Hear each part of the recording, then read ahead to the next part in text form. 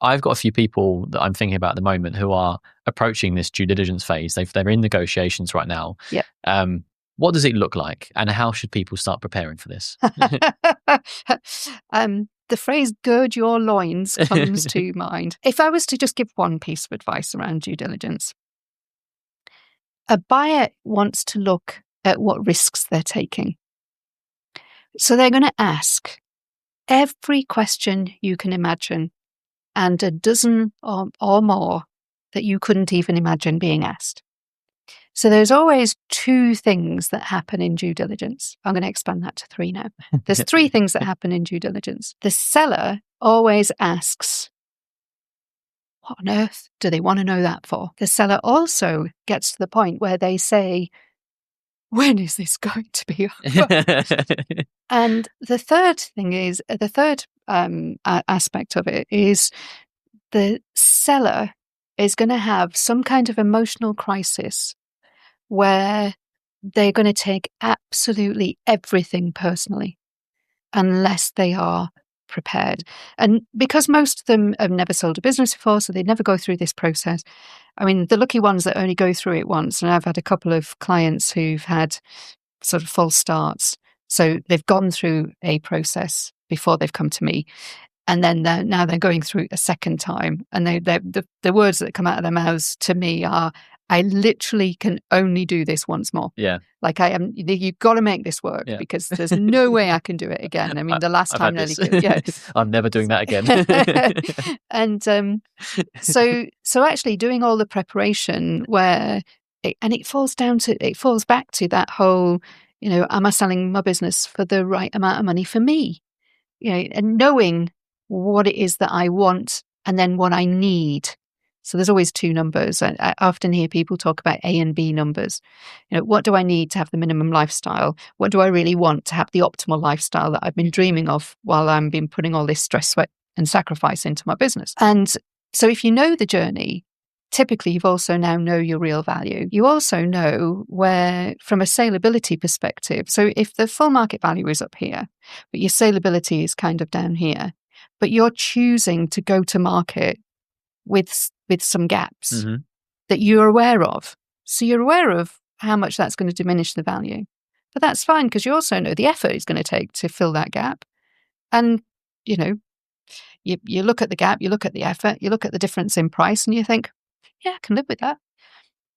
Those are the people who can get through it and go and have their once of a lifetime round the world cruise with not a moment of lost sleep or regret. People who go into it thinking, well, someone's told me my business, put a wet finger in the air and my mate down the pub told me my business was worth this. And then they go through the due diligence process where they've already halved the value of the business in their own heads. Now they're going through the due diligence process, which typically you can see the tailing off of the value. Or an increase in the earnout or the factors that will increase the earnout. And you've got someone asking you questions literally every day for at least 90 days. I've never seen a due diligence process take less than that. But you've got, this 90 days of what feels like someone literally picking at your skin until you are flayed. And that psychologically, that's what it feels like. Yeah. And you got to go back to the gird your loins, because you've really got to be quite tough. But if you know that's coming, you can mentally prepare yourself for it. If you don't know it's coming, then buckle up. It's going to be a hell of a ride. Yeah, you are going to do it once and then never want to do it again, which is this experience actually I had with a client recently who they were being bought by private equity, and the private equity company just came in and they had an army of lawyers. Yep. And he was like, I never want to have to speak to a lawyer ever again in my life. Yes. Yeah. I think most people don't realize that particularly if you're a smaller business being bought by a bigger business, and especially if you're being bought by a business that's maybe been on the acquisition trail for a while, so therefore they've got a well-worn process.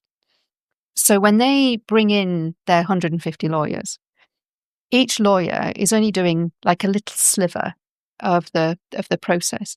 So of course it's like going 20 rounds with Mike Tyson and his 20 clones.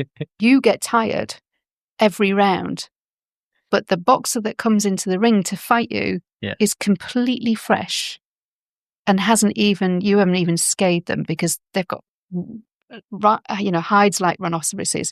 It's not personal for them. It's only personal for you. You're constantly in the ring.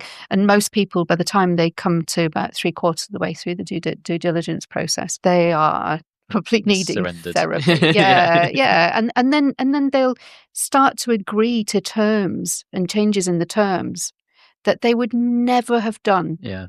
And the big regret, psychological warfare, isn't it? Yeah. And so if you can prepare yourself for each of the slivers of due diligence and just get your ducks in a row. Yeah. You know what the annoying thing is? You as a business owner can do this in 15 minutes a day, and you don't even have to do it. You can literally get a team of people that you're already working for you, and all they need to do is maybe put 45 minutes a week aside for doing this type of work. And I guarantee you... In the preparation phase. In the preparation. Yeah. No. Yeah. So even today, so any business owner, it's a free tip. You can, if you understand the due diligence journey, you get the person who's typically in charge of that section of the due diligence process. You get them to put 45 minutes a week in their diary where all they're going to do is work on preparation for due diligence. Within 6 months, every single one of those departments will be fully up and ready. You'll be there, ready to go, and the whole experience will be... I'll use another analogy. You know, the sleeping on a bed of nails. Yeah. Is always going to be uncomfortable. Without preparation, it's going to be like sleeping on a bed of 4 nails. Really bloody uncomfortable. Whereas with the preparation, it's going to be like sleeping on a bed of 1,000 nails. As long as you know how to get on and off the bed, you're going to be fine.